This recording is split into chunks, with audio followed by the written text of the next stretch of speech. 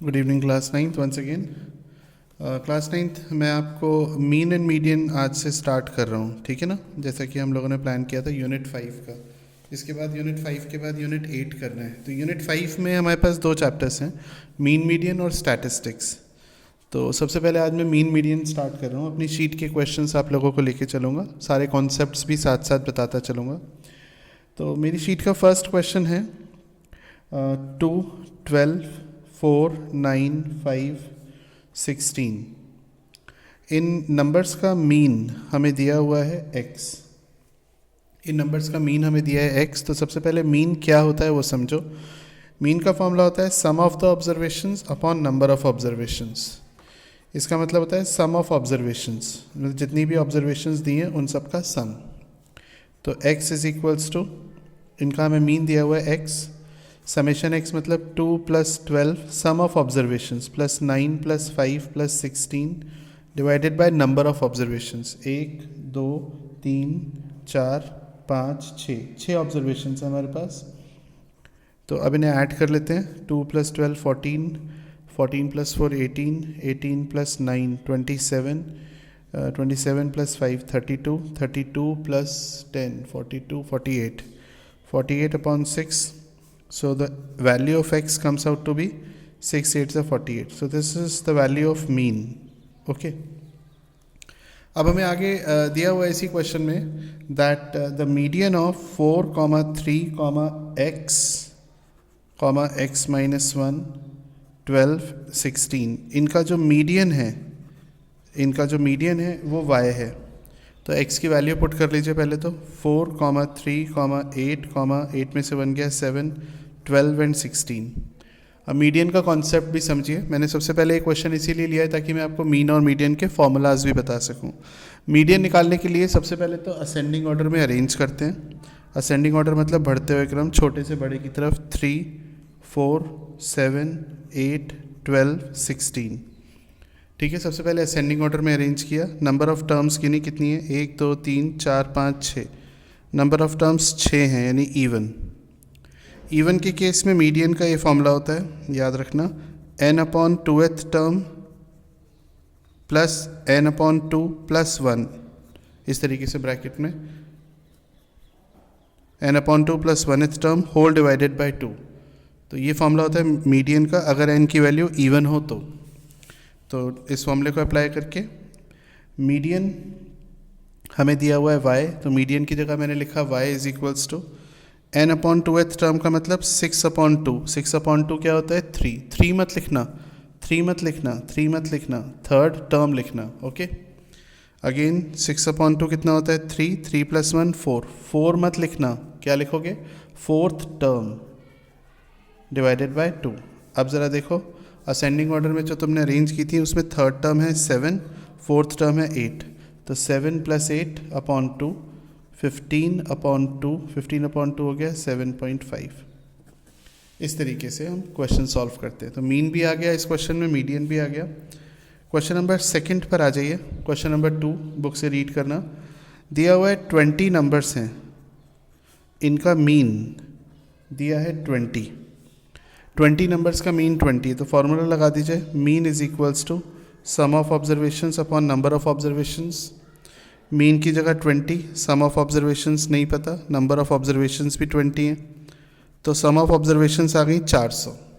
ठीक है, अब लिखा है पहले जो 10 नंबर है अगर उन सब में हम 2 ऐड कर दें, मतलब पहले नंबर में 2 ऐड कर दें, दूसरे नंबर में 2 ऐड कर दें, तीसरे में 2 ऐड कर दें और 10वें नंबर में भी 2 ऐड कर दें, तो नया मीन क्या हो जाएगा।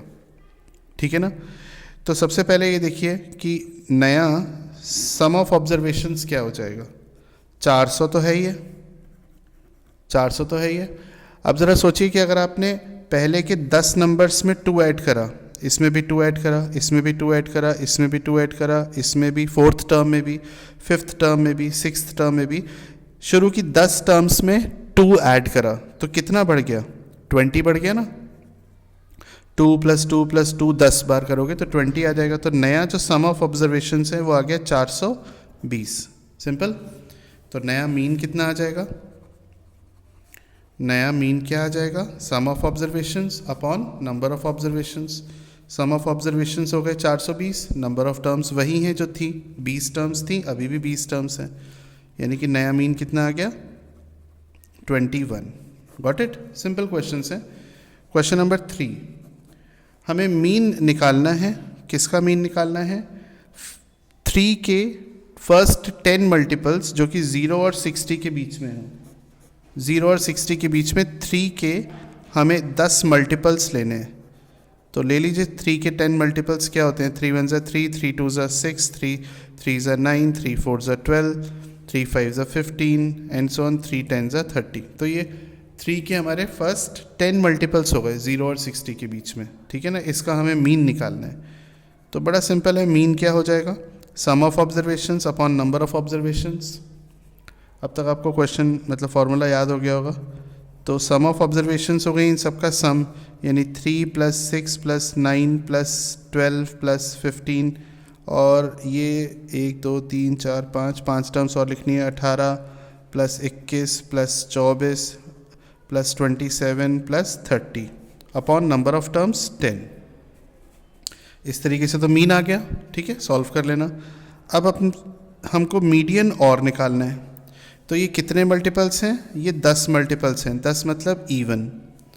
तो इवन के केस में मीडियन का फॉर्मूला क्या होता है? n/2th term plus n/2 plus 1th term whole divided by 2, यानी 10/2 हो गया 5th term, 10/2 5 + 1 6th term whole divided by 2। बताइए what is the 5th term? 1 2 3 4 5, 5th term है 15, 6th टर्म हो गई 18, 15 + 18 होल डिवाइडेड बाय 2, यानी 33/2 16.5। ये हमारा मीडियन आ गया, ठीक है। चलिए आगे बढ़ते हैं। तो ये मीन मीडियन के कुछ क्वेश्चंस हैं, सेलेक्टेड क्वेश्चंस हैं। Question number 4th, question number 4th में लिखा हुआ है बेटा, mean weight of 30 students. 30 students हैं, 30 स्टूडेंट्स हैं जिनका मीन आपको दिया हुआ है। क्या दिया हुआ है मीन 30 बच्चों का? 60.2 किलोग्राम, ये आपको मीन दिया हुआ है, ठीक है ना। अब फॉर्मूला लगा लीजिए, mean is equals to, mean को x बार से डिनोट करते हैं, ठीक है, x बार से, मीन को x बार से डिनोट करते हैं। Sum of observations upon number of observations, ठीक है ना, sum of observations upon number of observations. तो मीन की जगह लिखा 60.2 is equals to sum of observations upon 30। तो सम ऑफ ऑब्जर्वेशंस आ गया 3 2 ज़ा 6, 3 6 ज़ा 18, ठीक है ना। तो 1806, इसको डेसिमल लगा के 0, ये 0 से 0 कैंसिल, तो 1806 हमारा इसका सम ऑफ ऑब्जर्वेशंस आ गया। अब लिखा हुआ है 2 स्टूडेंट्स हैं, 2 स्टूडेंट्स हैं, क्या लिखा हुआ है उनके बारे में ज़रा पढ़िए। 2 स्टूडेंट्स हैं, एक का वेट है 50 किलो और एक का वेट है 67 किलो। वो क्लास छोड़ के चले गए, क्लास छोड़ के चले गए, तो नया सम ऑफ ऑब्जर्वेशन कितना आ जाएगा? 1806 माइनस 7, 6 + 5 11, है ना, माइनस हो जाएगा इन दोनों का वेट क्योंकि ये चले गए। तो 1806 माइनस 117, 16 में से 7 गए 9, 9 में से 1 गए 8, 7 में से 1 गया 6, 1689। तो ये आ गया नया सम ऑफ ऑब्जर्वेशंस। अब आपसे क्या पूछा है बेटा? आपसे पूछा है what will be the new mean. तो न्यू मीन मतलब x बार क्या हो जाएगा? Sum of observation upon number of observations, 1689 divided by, पहले 30 बच्चे थे, 2 बच्चे छोड़ के चले गए 28, तो इसको आप डिवाइड कर लीजिएगा, आंसर आ जाएगा। 7 से ये तो कट रहा है, 7 से ये कट रहा है, 7 2 ज़ा 14 बचा, नहीं 7 से नहीं कट रहा, क्या डिवाइड कर लीजिएगा, आंसर आ जाएगा, ठीक है। इन केस किसी आंसर में प्रॉब्लम हो तो हम इसको फिर से डिस्कस कर लेंगे। नेक्स्ट क्वेश्चन की बात करते हैं। क्वेश्चन नंबर 5 लिखा हुआ है, जो डेटा है वो असेंडिंग ऑर्डर में ऑलरेडी अरेंज है, तो हमें असेंडिंग ऑर्डर में अरेंज करने की ज़रूरत नहीं है। तो 63, 66, 63, 66 ऑलरेडी अरेंज है, 69 असेंडिंग ऑर्डर में, x + 2, 76, 89 और 103, ये पूरा डेटा असेंडिंग ऑर्डर में अरेंज करके दिया है। और इसका हमें मीडियन भी दिया हुआ है 71, हमें सिर्फ x की वैल्यू निकालनी है। तो नंबर ऑफ़ टर्म्स गिन लेते हैं, 1 2 3 4 5 6 7 8, नंबर ऑफ़ टर्म्स हैं 8 यानी इवन। तीसरी बार आ गया, उम्मीद करता हूँ बहुत अच्छे से याद हो जाएगा आपको। इवन के केस में मीडियन का फॉर्मूला होता है n/2th टर्म, ये th लिखना बहुत ज़रूरी है, n/2 + 1th टर्म, ऐसे लिखना बहुत ज़रूरी है, होल/2। मीडियन की जगह लिख दीजिए 71, n/2 मतलब 8/2, फोर्थ टर्म, 4 मत लिखना, फोर्थ टर्म लिखना, 8/2 4 + 1 फिफ्थ टर्म, टर्म लिखना ऐसे /2। फोर्थ टर्म क्या है, 1 2 3 4, ये फोर्थ टर्म है x, फिफ्थ टर्म क्या है x + 2 divided by 2, x + x हो गया 2x + 2, तो 140 = 2x, तो x आ गया कितना 70, ठीक है ना, x आ गया 70। चलिए आगे बढ़ते हैं बेटा क्वेश्चन नंबर 6 में। क्वेश्चन नंबर 6 है 17 26 60 45 33 32 और 29, और 2 टर्म्स और हैं 34 और 56। सबसे पहले तो हमें इसका मीडियन फाइंड आउट करना है। तो मीडियन फाइंड आउट करने के लिए we have to arrange it in ascending order. तो असेंडिंग ऑर्डर में अरेंज कर लेते हैं, फिर बात करते हैं। तो असेंडिंग ऑर्डर में अरेंज कर लीजिए इस पूरे डेटा को।